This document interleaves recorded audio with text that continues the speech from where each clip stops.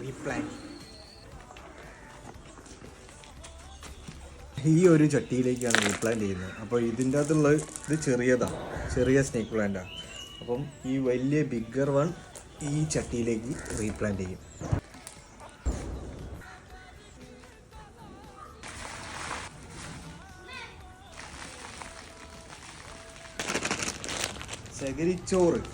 ചകിരിച്ചോറ് എടുത്തിട്ടുണ്ട്. ചാണകപ്പൊടി ചേർക്കാം.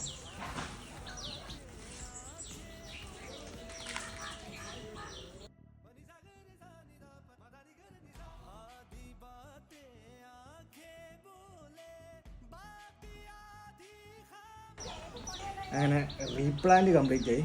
2-3 ലീഫ് പൊട്ടിപ്പോയി അവിടെ. അപ്പോൾ ഞാൻ കട്ട് ചെയ്തു. ഇതാണ് ഫൈനൽ ലുക്ക് വരുന്നത്.